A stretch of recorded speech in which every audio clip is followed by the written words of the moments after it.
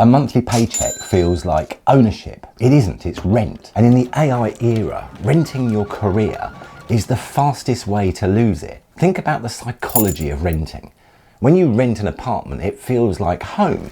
You decorate it, you invite your friends round, but you know deep down it's temporary. At any moment, the landlord can raise the rent or end the lease. Jobs work in the same way. You decorate your LinkedIn profile, you put in the hours, but the landlord, your employer, controls the lease. They can end it tomorrow. And now AI is accelerating that fragility. Look at what's happening. Entry-level jobs already vanishing. Middle management being automated.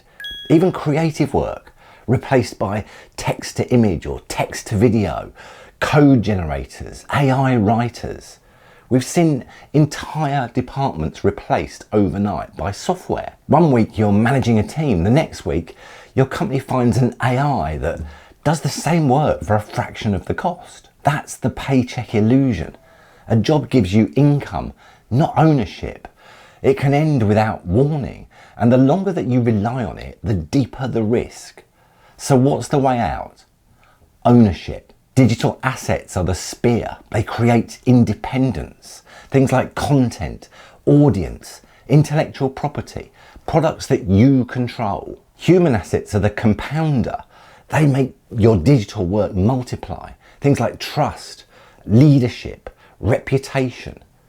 That's why I've partnered with Altu, an AI leadership coaching app, because leadership is one of the few human assets that AI cannot replace. You can outsource tasks to AI. You can't outsource trust, vision, or the ability to lead people. Digital assets make you ownable. Human assets make you unshakable. So here's the challenge.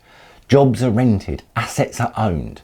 If you want to survive and thrive in the AI era, start building what you own today. Don't just cash the paycheck, build the assets.